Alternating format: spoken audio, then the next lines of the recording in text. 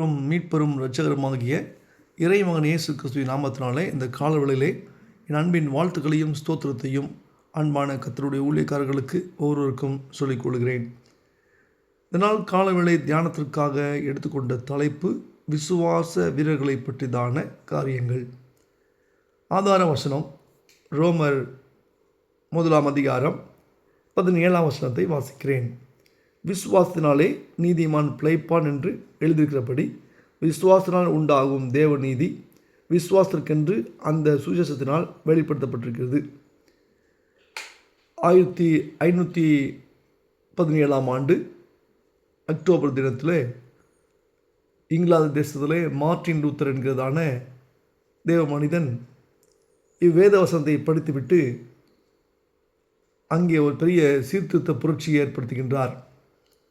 அதுபோல் இந்த நாட்களிலே நம்முடைய வாழ்வில் கூட சில சீர்திருத்த புரட்சிகள் தேவைப்படுகின்றது. நீ கிறிஸ்தவம் தன்னுடைய போதனைகளாலே ஜனங்களை திசை திருப்பி கொண்டிருக்கின்றது. போதனை என்பது சத்தியத்தை அறிவீர்கள், சத்தியம் நம்மை விடுதலையாக்கும் என்பதுதான் வேதத்தினுடைய கூற்று. அப்படிப்பட்டதான அந்த சத்தியத்தை உடைய நாம் சரியான முறையிலே அந்த சத்தியத்தை கையாளுவோமானால் நிச்சயமாக ஒரு கூட்ட ஜனங்கள் தேவனால் முன்குறிக்கப்பட்டு அழைக்கப்பட்ட தேர்ந்தெடுக்கப்பட்ட ஜனங்களை தேவன் நிச்சயமாய் தம்முடைய திருச்சபைக்கு நேராக கொண்டு வருவார். அதை விடுத்து நாம் வித்தியாசமான கோணத்திலே போய் கொண்டிருக்கிறோம். பழைய ஏற்பாட்டில் இருக்கிறதான பக்தர்களை நாம் யோசிப்போமானால், விசுவாச வீரர்களை யோசிப்போமானால் அவர்களுடைய விசுவாசம் அது உன்னதமான விசுவாசமாய் காணப்பட்டது. இன்றைக்கு நம்முடைய விசுவாசம் எங்கே இருக்கிறது?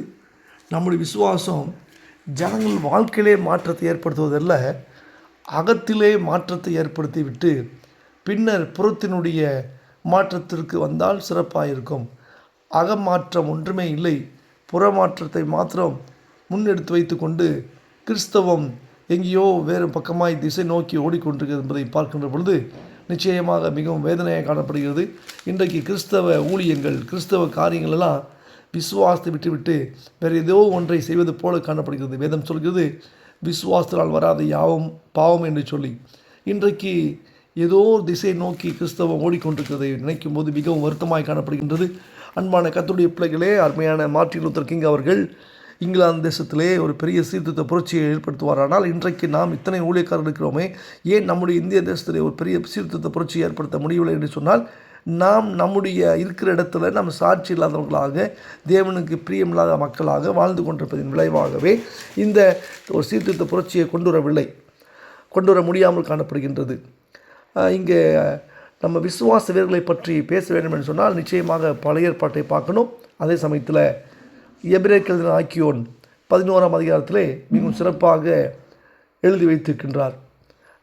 எபிரேயர் 10 நீங்கள் பார்த்தீங்கன்னு சொன்னால் 38 சொல்லுது, விசுவாசத்தினால் நீதிமான் பிழைப்பான், பின்வாங்கி போனால் அவன் மேல் என் ஆத்துமா பிரியமாயிராது என்கிறார்.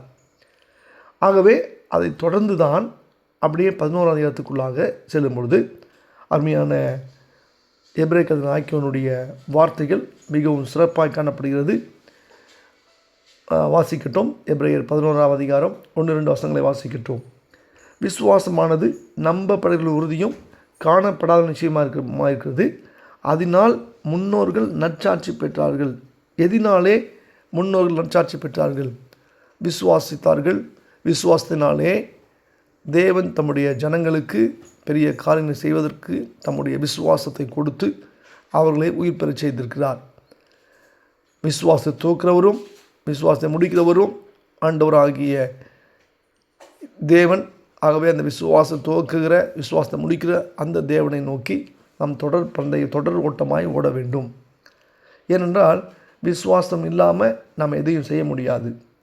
நாம் நற்சாட்சி பெற்றவர்களாய் வாழ வேண்டுமென்றால் நிச்சயமாய் நமக்கு விசுவாசம் நமக்கு அவசியமாய் காணப்படுகிறது. அந்த விசுவாசத்திற்காக தான் நாம் அழைக்கப்படுகிறோம். ஆகவே தேவனுக்கு அதே 6 சொல்லுது, விசுவாசம் இல்லாமல் தேவனுக்கு பிரியமாக இருப்பது கூடாத காரியம்.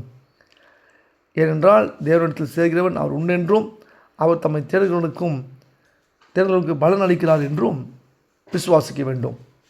அன்பான கர்த்தருடைய தாசர்களே, இந்த அருமையான வேத வசனங்கள் இவ்வளவு தெளிவாக சொல்கிறது. எபிரேயர் 11ஆம் அதிகாரம் 6ஆம் வசனம், விசுவாசம் இல்லாமல் தேவனுக்கு பிரியமாயிருப்பது கூடாத காரியம். ஏனென்றால் தேவனிடத்தில் சேர்கிறவன் அவர் உண்டு என்றும் அவர் தம்மை தேடுகிறவர்களுக்கு பலன் அளிக்கிறார் என்றும் விசுவாசிக்க வேண்டும். ஆகவே நாம் விசுவாசித்து காரியங்களை நடப்பிக்க வேண்டும். இன்றைக்கு கிறிஸ்தவம் விசுவாசத்தை விடுத்துவிட்டு வேறு ஏதோ ஒன்றை செய்வது போல காணப்படுகிறது. அது மிக வருத்தமான காரியமாக இருக்கின்றது. ஆகவே நாம் விசுவாசத்தை வல்லவர்களாக மாற வேண்டும். இந்த எபிரேயர் 11ஆம் அதிகாரத்திலே 31ஆம் வசனம் பாருங்கள். விசுவாசத்தினாலே ராகாப் என்னும் வேசி வேவுக்காரரை சமாதானத்தோடு ஏற்றுக்கொண்டு கீழ்ப்படியாதவர்களோடு கூட சேதமாகாதிருந்தால். இங்கே ஒரு விஷயத்தை நாம் கவனிக்கணும். இந்த ஸ்திரீ டோட்டலி ஒரு ப்ராஸ்டியூட், ஒரு ராங்கான தவறான ஒரு பெண். இந்த தவறான பெண் கூட அன்றைக்கு எரியோவை சுற்றி பார்ப்பதற்கு வேவு பார்ப்பதற்கு சென்றதான தம்முடைய ஜனங்களை அந்த சகோதரி அவர்கள் தன்னுடைய வீட்டுக்குள்ளாக அடைத்து வைத்து அந்த ஊரார் அந்த மக்களை சேதப்படுத்துவதற்கு வருகின்ற பொழுது அந்த சகோதரி அவர்களை தப்பிக்க வைத்து விட்டாள். ஆகவே எந்த நோக்கத்தில் நம்ம தப்பிக்க வைத்தாங்க? அவள் ஒரு மோசமான பெண். அப்படிப்பட்ட மோசமான பெண் வீட்டுக்குள்ளாக இந்த 2 தேவ மனிதர்களும் செல்கின்ற பொழுது அந்த தவறான பெண் சரியான பெண்ணாய் மாறுகின்றாள்.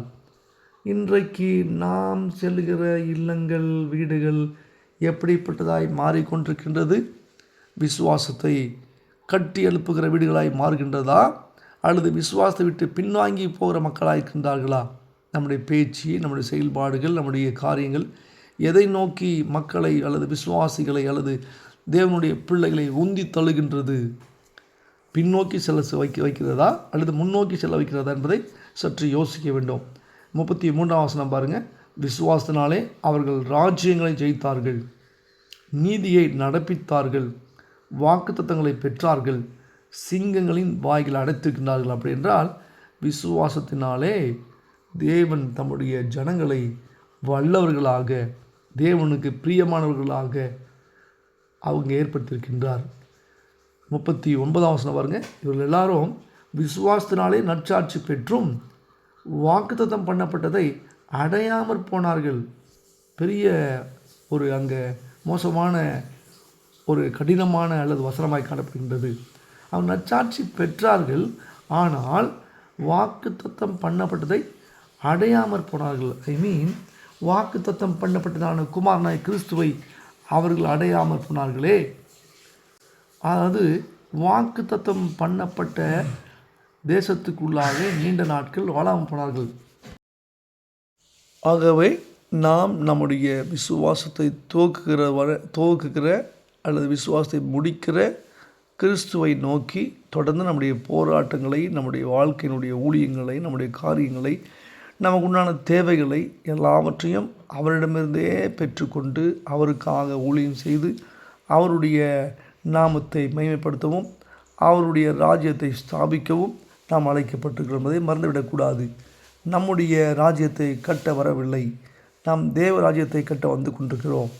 அதற்காகவே தேவன் நம்மை அழைத்தார், அதற்காகவே நம்மை முன்குறித்தார், அதற்காகவே நம்மை ஆண்டவர் தம்முடைய வல்லமையினால் நம்மை இடைக்கற்றி அபிஷேகித்திருக்கின்றார்.